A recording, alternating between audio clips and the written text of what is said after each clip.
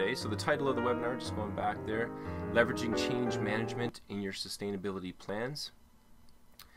So today our focus is primarily on change management and change management with respects to project management planning and sustainability planning. So after completing this webinar, just to kind of recap, if you read this a little while ago, after completing this webinar, you will be able to incorporate change management into your sustainability project plans, focusing on stakeholder management, tools and techniques to encourage high levels of engagement for project managers and managers alike. The three key areas that I want to focus on today are: one, incorporating the community into your stakeholder plans. Now, although that sounds easy, one of the things that's required for sustainability management is often a redefinition or a redefining of what we mean by stakeholder and what we mean by the community of stakeholders. And as we redefine that, we need to consider how we're going to engage different stakeholders than what we're used to engaging within typical project management. So we'll take a look at that and what I mean by that. The second thing is applying readiness for change assessment tools. So in that sense, we're going to look at how to assess whether our organization is ready for the change that will be incurred from the project we're looking at, the initiative we're moving forward with, and some general ideas and best practices around that. And thirdly, utilizing change management to make your projects more sustainable ultimately. Change management is a discipline unto itself, and it's something that we can definitely leverage within the world of project management and sustainability management. So let's get started. The area I want to look at first is redefining community. So let's start off with, what is community? And I've written on the screen there, it's necessary to define what community means for your project. What constitutes community? What brings people together on a common platform that's important for us to assess within our projects? So some key variables to look at. Communities are individuals linked by, for one, common issues, people that are concerned about the same issues that we're concerned about within our initiatives or our projects. So who are those people, and how do we get them engaged and involved in our project? Secondly, people are brought together by a common identity. So shared beliefs, shared values, shared experiences. Again, we may have people that have a common identity across the organization, internally and externally, that need to be involved and engaged in our projects moving forward. Thirdly, interaction. People are linked by a set of social relationships, for one, but not just social relationships, social groups. And one of the things that we've seen change dramatically over the last 3 to 5 years is the application of social media tools in the public world and overlapping into every organization around the planet. Social media tools have done many things, but one thing that they've done that has impacted and will continue to impact all of our projects is enable people to get together, enable people to share their ideas, enable people to engage in initiatives in ways that they could never have before.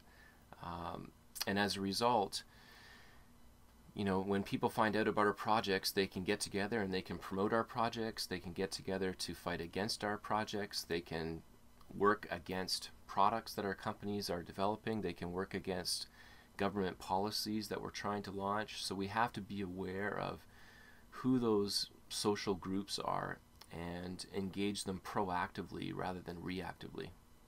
Another common thread here is geography.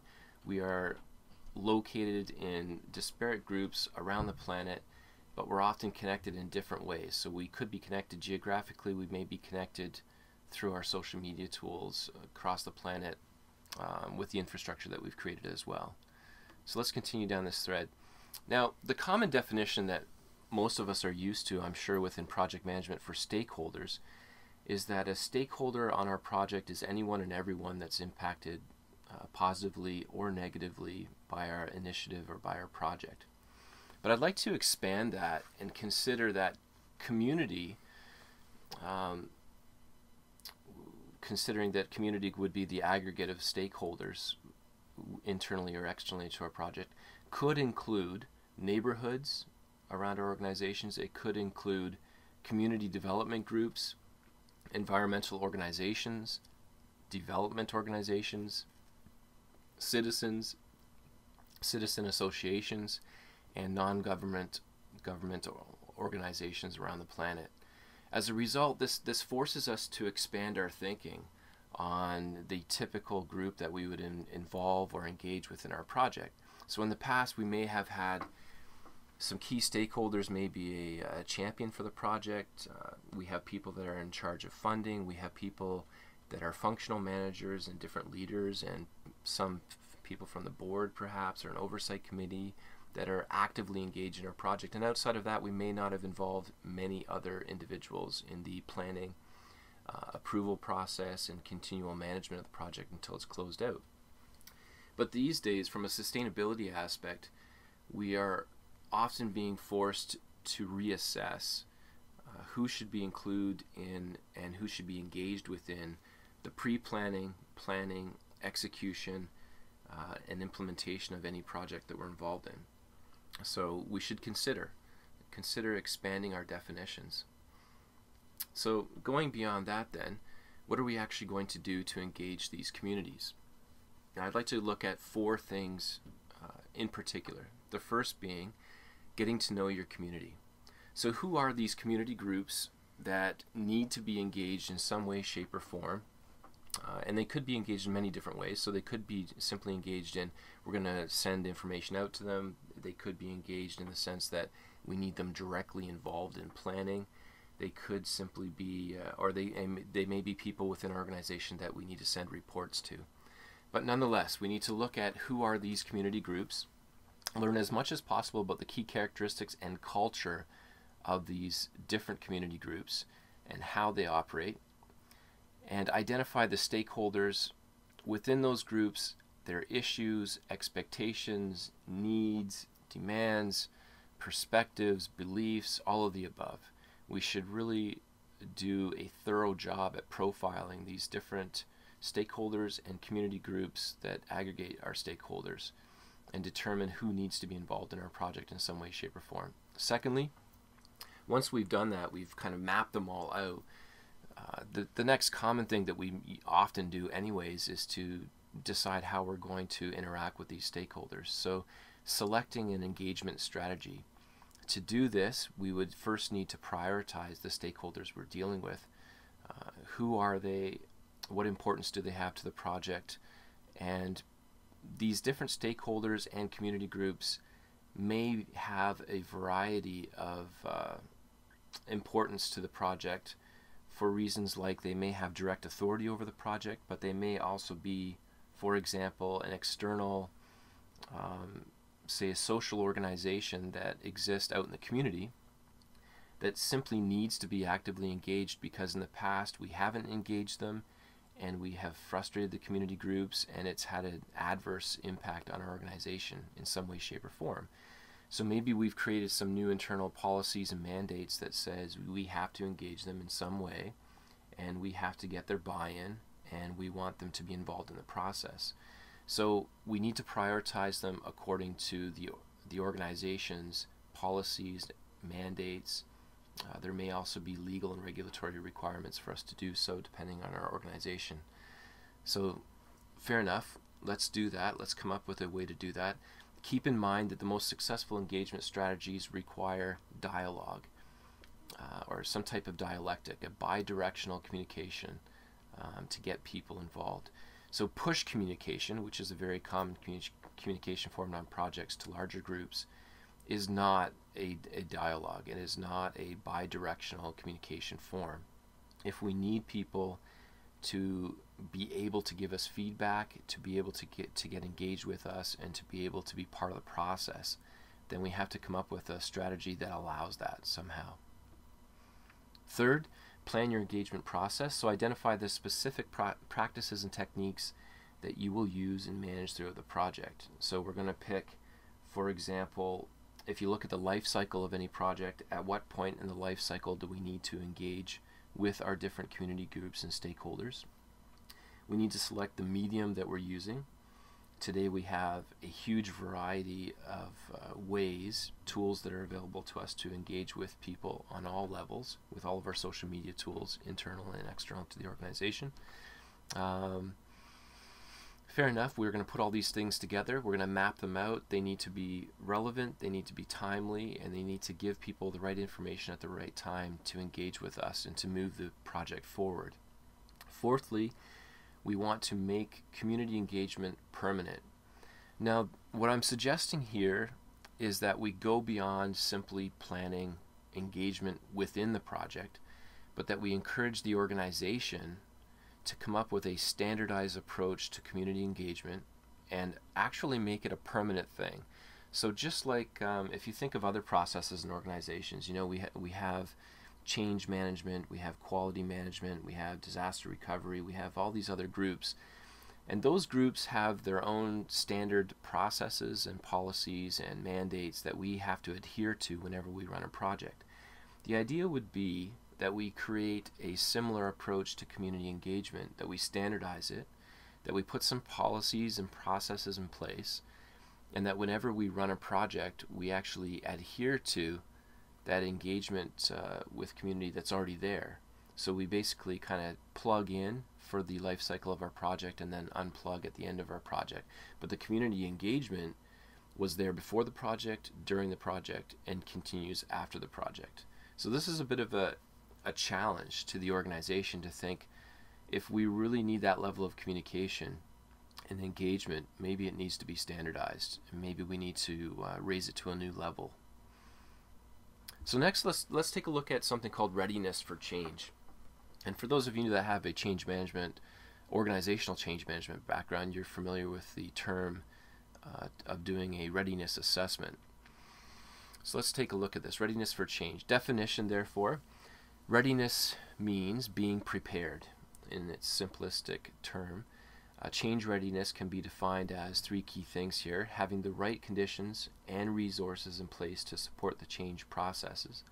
So do we have, if you look at the context within the organization, internally and externally, do we have the conditions conducive to actually achieve the change required by our project?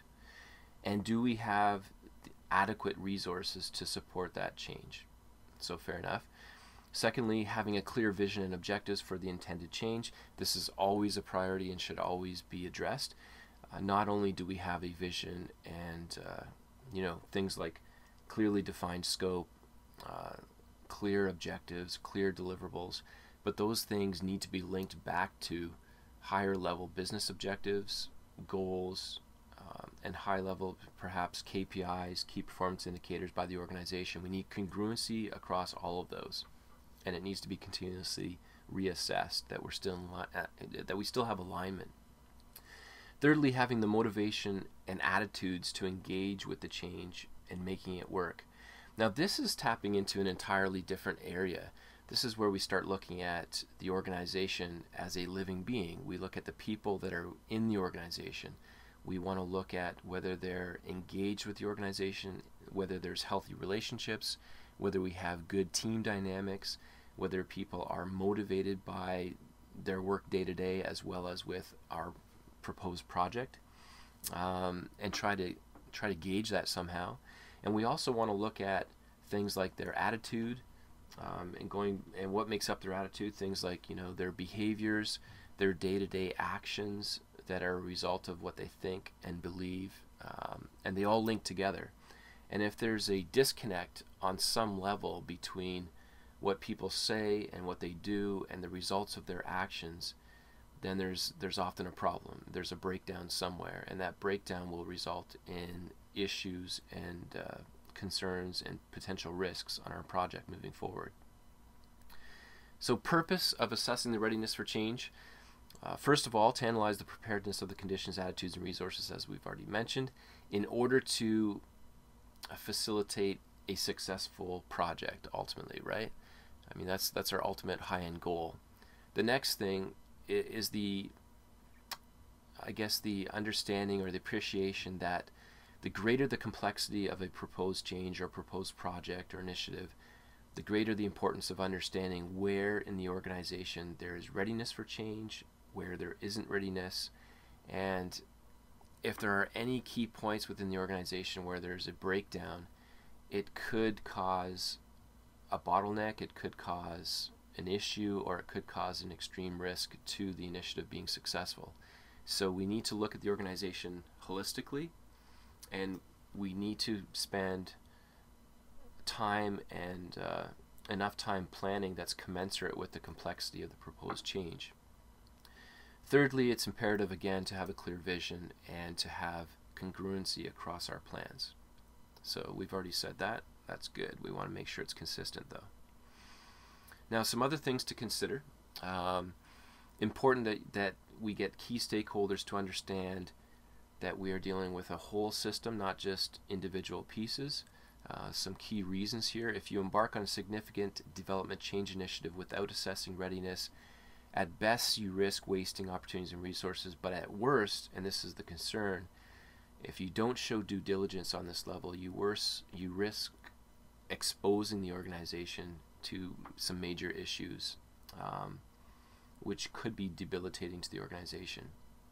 Secondly, the interrelatedness of all parts in a functioning system means that even though many pieces of the organization may be ready for change, it only takes one specific discrete element or people group or department to have an issue with the change to become the bottleneck or the main blockage of a change initiative being successful in the end.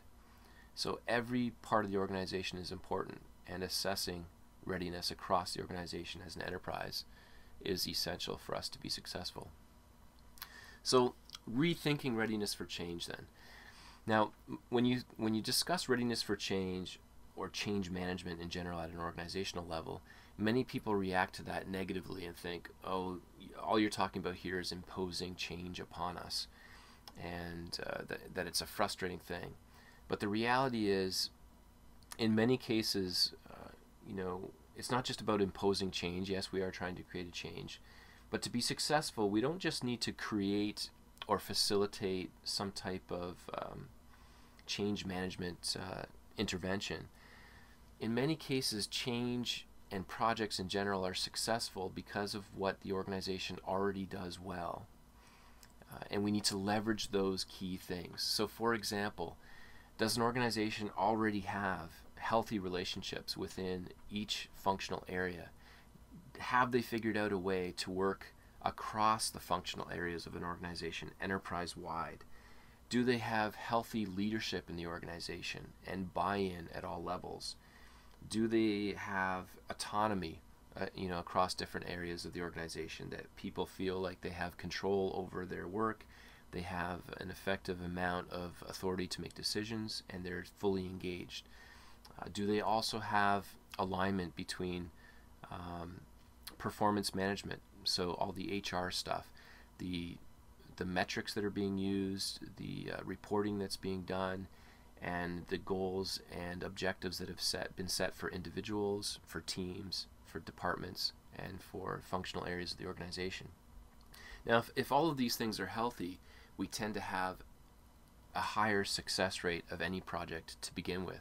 So our goal here for a readiness or preparedness for change is to often leverage those key things that already exist. So a healthy organization united to work together to achieve the efforts that we've planned out. It can also be about the ability to make or to manage the change. So does the organization already have key processes in place, mature processes? Do they already have our soft capacities that we mentioned: communication skills, flexibility, responsiveness, the ability to plan, strategic thinking, problem solving, all the above? The lack of the right conditions often create what we call blocks to capacity creation or bottlenecks within the organization. So we would want to identify, are there any key areas within the organization or the organization's processes or the way the organization is structured that create these bottlenecks or blockages? And let's move on to the next level. So getting started then. The starting point for any assessment is identified by first of all, the scope, right? The scope of several key things in particular: the scope of the capacity development initiative and the scope of the actual proposed planned change, that future state that we're trying to create. We need clearly defined scope combined with an HR strategy. So instead of just having the scope of the project, we also need to consider what additional requirements need to be defined around the scope to enable the scope to actually come to fruition. So do we need temporary scope, for example? Do we need some infrastructure to actually help implement the project that we can remove after the project's implemented up and running? And then we need to work with HR, because HR is the typical owner of everybody's roles and responsibilities, performance management stuff that links what we do day to day. And some of these things often need to be rewritten for the change initiative or for our project in general and moving forward. So an assessment of the scope should include both scope of the project as well as an assessment of the impact to the capacity of the organization. And we need to consider whether HR needs to be fully engaged with redefining some of these things. So let's move on then. Steps to readiness. Some key areas to consider here. Now, what often happens is we're expected to simply, create some planning at the tail end of the project, but what we want to do is engage the planning for readiness as early on as possible. And we want to get people to change their mindset about change to begin with. So the common approach or the common reaction to any proposed change is something is being imposed upon me and I need to resist that. So just like someone physically pushing you, you're going to push back.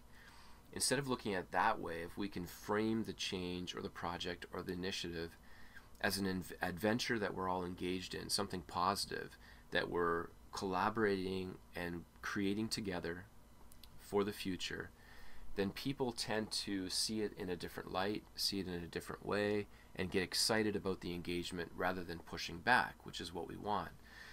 So 3 key areas that we can look at that are very important. The first being compliance with management, the second being identification with management beliefs, and the third, personal interest and satisfaction. So compliance with management, are we working together with management?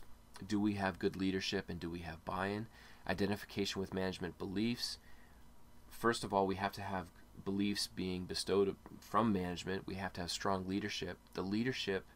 The actions of leadership has to reflect what they're saying. So what they say is what they do, and there needs to be congruency across that. And then people have to have a reason, the what's in it for me, the personal interest. If I don't care about what you're doing, and if it doesn't impact me in some way, shape, or form that matters to me, then why should I get involved, and why should I help you out in any way, shape, or form? Now, some forms of readiness that we should definitely include in any type of assessment, or I guess things that we want to watch out for, just as, if a patient comes into a doctor's office and they're looking for ailments or indications of something that's bad, these would be some things that we would commonly want to check. So the high blood pressure, you have a rash on your skin, some type of reaction to your environment, some type of breakdown in your system. Well, these would be breakdown concerns for us. So let's look at these forms of readiness. Overt forms of readiness: individuals express their discontent with change. Secondly, individuals criticize the change before they know what it's about. I mean, you can read through these on your own, but I just want to go through them quickly because they're all important. Individuals take specific, often covert actions to stop change. They behave favorably towards change sometimes, but then disapprove it later. They may change their views and minds frequently throughout the project. Individuals quickly agree with change sometimes, but then develop resistance to it later again. They may refuse to accept the need for the change, and that a changed state is necessary or imminent, so they just kind of push back and deny it altogether. They may ask for more information and then have difficulty understanding the information they're receiving. So this is something we would need to assess, right? When we're sending out communication on different platforms, are you able to engage and assess whether people understand and are working with and have buy-in in the information?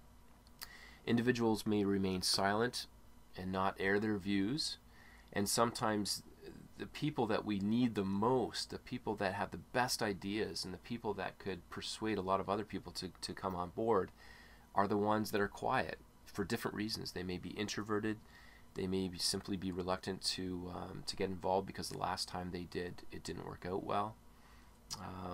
So fair enough. Let's move on to the next slide then. So some key areas here then. Gaining commitment to change is critical to success. We know that. There was something in particular that I wanted to mention there. Yes. People support what they help to create. This is part of human nature, but it's critical to us. If it's true that people support what they help to create, then how are we going to get them involved? Now, it would be easy for us to just run projects without any community involvement, without any stakeholder involvement, from planning through to implementation. We'd probably be able to do it quicker, we'd probably be able to do it cheaper, but the truth of the matter is we would lack buy-in, we wouldn't give people what they really need, and more often than not our projects would fail, which is why we often see project failure rates of upwards of 70% depending on the industry that you're in. So we need to get people engaged, and we know that if they feel like they helped created what the project is all about, the buy-in, and not just the buy-in, but the psychological ownership and the willingness of them to actually advertise for us and to get other people involved increases tenfold. So the aim should therefore be to get people as involved as we possibly can, and to facilitate that somehow.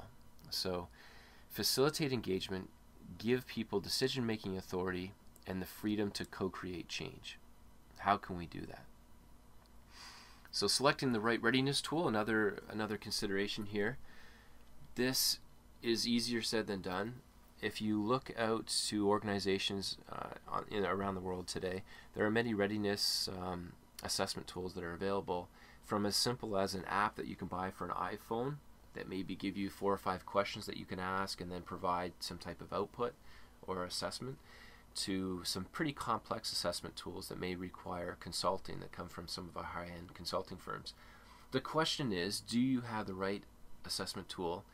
Is it what you need for the context within which you're working and for the project or initiative that you're working on?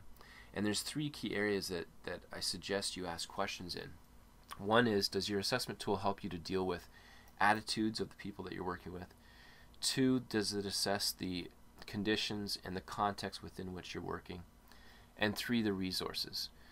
Now combined, these 3 areas should enable us and not constrain us, so we need to go through each area. So first of all, dealing with attitudes. Now we've already mentioned this. This is where we're getting into the human nature side of things. Any project is meant to, at the end of the day, it enables people in some way, shape, or form. We're going to give them products, we're going to give them services, we're going to give them new processes, we're going to give them some type of new tool. So we need to get people involved. Now their beliefs, their thoughts, their attitudes can often hinder our ability to get them engaged through planning, get them engaged through execution and implementation, and get them engaged and get their buy-in to actually use what we create. So we need to be able to assess these things early on and get them involved as quickly as possible. So do we have a clear alignment between our vision, our goals, our objectives, and the attitudes and beliefs of the people that we're working with? In addition to that, who holds the power, another good question, to support or block the change as we move forward? And who holds visible, legitimate power that we may need to get as involved as we can, as early on as we can? Conditions and context, again, whatever tool we're using has to actually enable us to assess the context within which you work. So it doesn't matter where I've used a tool on a project that I've worked on, whether it's been in Spain or Japan or North America, you need a tool that's going to enable you to assess your conditions in your context, and it has to be realistic. So can you do that? And then some key questions here. Do you have the necessary, or will you be able to get the necessary results from the tool? Do you have quantified and articulated objectives? What supporting legislation, policies, strategies do you already have in place within the organization? Another good question which people often neglect to ask is what or how much change is already going on within the organization, and is it too much change to even deal with a new initiative? Resources, pretty standard question. Do we have the right resources? Do we have the skill sets we need? Do we have the resources we need when we need them in order to move forward? I would add to this, do you have organizational process assets, and how mature are they? So organizational process assets I'd be concerned about here would be things like project management processes, change management processes, disaster recovery processes, quality assurance processes, configuration management processes, any and all of the above. When we have effective processes in place that are being used, we have tools and templates that are in place that are being used, and when these things are relatively mature, it provides a lot of support to enable us in our project and in our change initiative, not just throughout the process or the life cycle of the project, but it also provides the support and the infrastructure to support our work after the project is closed, which is critical to us. So moving on then, last segment that I want to take a look at is taking all of this information. So we've done a great job at expanding our definition of stakeholder to involve some community groups. We've decided how we're going to get them involved. We've done a healthy assessment of readiness for change internally and externally, and we have some good ideas of what we're going to have to do to be successful at the end of the day. So the next question then is, how do you incorporate this, or where do you incorporate this into your project plans? Easier said than done. So some key areas I want to focus on here. All too often, as I say on the screen here, when a large-scale project is nearing its end, the question, what shall we do about the sustainability of this effort, is asked. And that is the worst time to ask that question. What we want to do, if you think back over time when quality management was just coming on the horizon and people were pushing the idea that quality needs to be planned in rather than checked later, it's the same thing with sustainability and with change management. In order for our projects to be sustainable long term, the organizational change management needs to be addressed as early on as possible. So for example, first of all, prior to the actual project kickoff, prior to writing a project charter, we need to go back in time to when was the discussion started for this initiative. So we could look at initial business requirements that were developed, any early formal investigation as a probable initiative to move forward, any formal business case that was developed, user requirements maybe that were developed depending on the type of project. So that's prior to an actual project kicking off typically, but those places should have addressed, and we should be encouraging people to address these sustainability needs, change management needs way back before the project life cycle. So moving on, ensuring results. How do you know if your change initiative will yield sustainable results? Easier said than done, but we need to pay attention to a few key elements, 3 here in particular. The first one being evidence of sustainable change. So how do you assess whether you have evidence of sustainable change within your project? Secondly, why sustainability can be so elusive in the real world. So let's take a look at that. And lastly, designing conditions for sustainability as we move forward. So first of all, evidence of sustainability in your change. There's 4 key areas I want to look at. One is direction. Do we have a set direction, and is everyone on our change initiative and all of our support groups and our community groups, are they moving in the same direction? Often the problem is we don't even know what direction we're moving in, or some people do and some people don't, and we have people moving in disparate directions. So we need the concerted energy towards one direction. Secondly, energy. One of the things that commonly happens on many projects is we start off with a bang, we have a lot of energy, and then we lose that energy at some point in time, and the project falls away, There may be delays. We may not hear about what's going on in the project for a while, and we lose the energy. Third, distributed leadership. Do we have leadership at all levels, and or at least at the appropriate levels within the organization to support our project moving forward? And fourthly, appropriate mobilization of leadership. So let's take a look at each of these individually as we come to the end of our webinar. Firstly, direction. The general path forward with appropriate boundaries. So there are many things to consider here. One is, do we really know where we're going? Do we have a clear goal, list of objectives, set deliverables, and do those things align right back up to the high-level business requirements? So do we have a congruency across those? And is everybody within our project management community aware of that direction? Are they committed to the direction, and do we have buy-in? So some key areas there. Belief that the change effort has legitimacy. Is there a breakdown there, or do people still buy in? We need cross-functional and multi-stakeholder interests that are acknowledged and addressed for the good of the whole moving forward. That is easier said than done. So we need a collaborative effort, and we need a culture within our organization that enables us to get disparate groups to work together. And we need the organization to not cling to previously designed and implemented solutions. So they're not holding on to the past. They're willing to move forward in the direction we want to move in. Next, energy. Do we have the energy to move forward? Now, what often happens here, like I mentioned earlier, is we often have the energy at the beginning, but somewhere after the launch and after all the excitement and after the party, we lose energy, we lose momentum, and it trails off.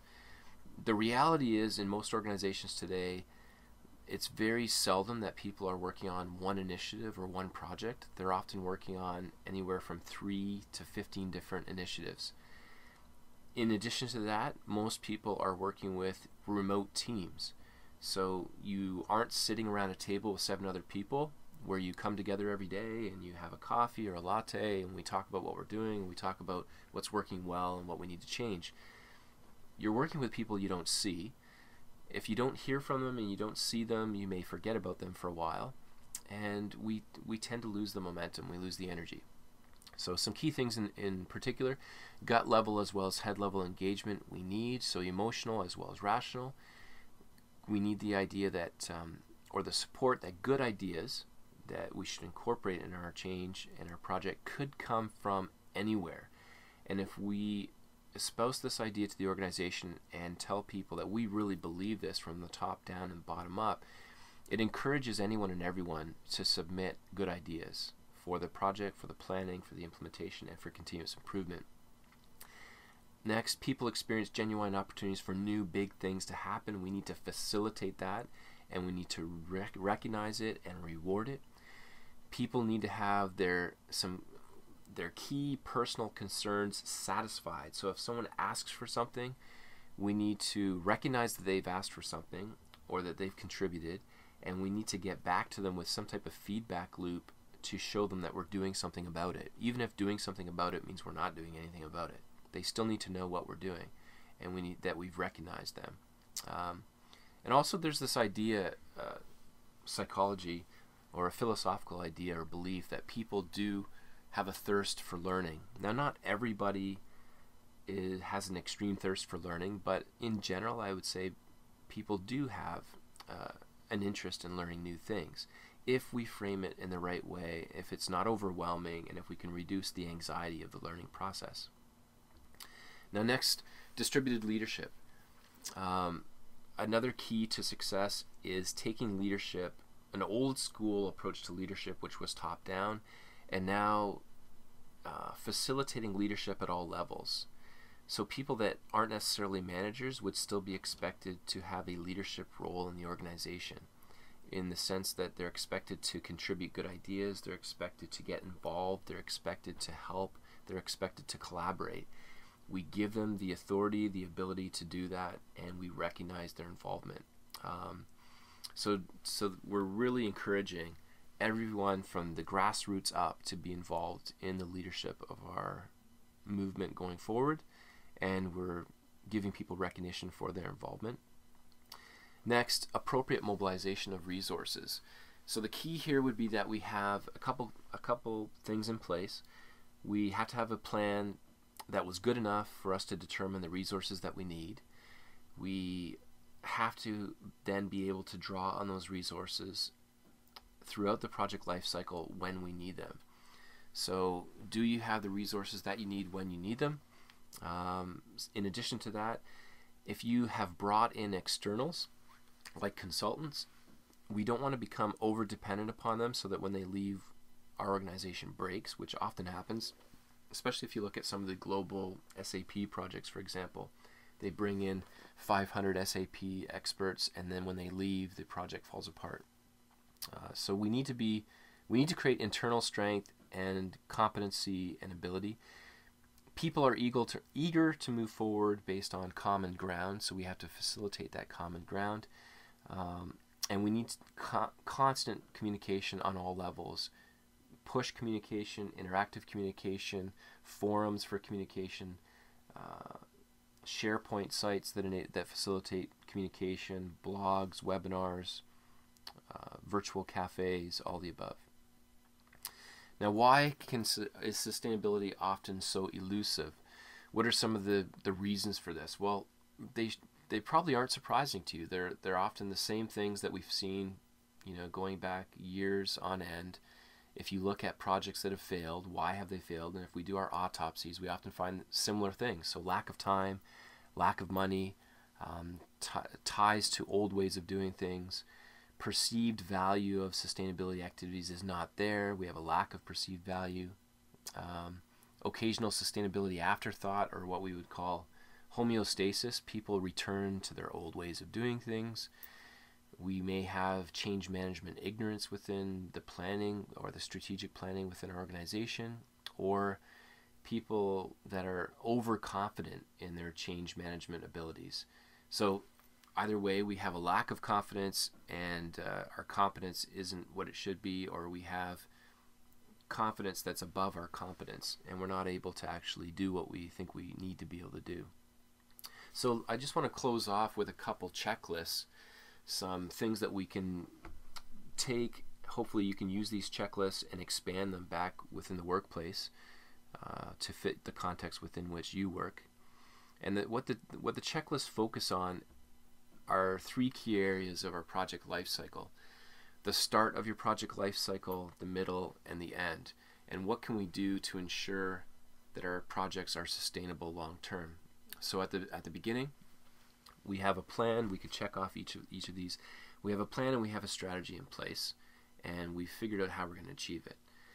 We have a design that was developed early on as possible, maybe even going back to the business requirements for sustainability long term.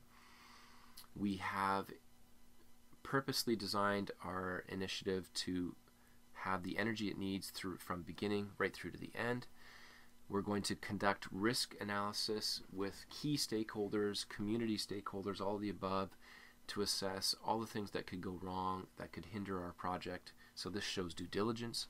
We're going to get people involved and engaged at all levels, internally and externally, make appropriate investment in long-term improvement, and evaluate systemic issues in the diagnosis and action planning stages. So a holistic approach as well. In the middle, designing opportunities for something new and entirely different to happen. So what are the exciting things that are going to keep people engaged and keep that momentum going and keep them contributing back to the project? We need meaningfully engaged people to increase the circle of participation. So how do we facilitate that? We need that ongoing. We need continuous reporting to everybody on all levels that is transparent. Now, when we say transparent, we obviously mean within the goals, policies, and procedures of the organization. We need conditions and training for direct communication, harnessing productive conflict. So the productive conflict, very important side there. Can you get people engaged, even people that have disparate ideas, even conflicting ideas, and somehow facilitate a healthy conversation so that the outcome is greater than what we would have come up with if we didn't work together. In addition to that, can you design a communication platform and some type of engagement that will bring all of these different stakeholders together and allow them to collaborate instead of compete with each other? And can you bring or use more tools than just large group methods for facilitation? So what often happens is we only have a couple different means of communicating with people. We bring together some large groups or do some surveys, and then we have our small project meetings, and that's it.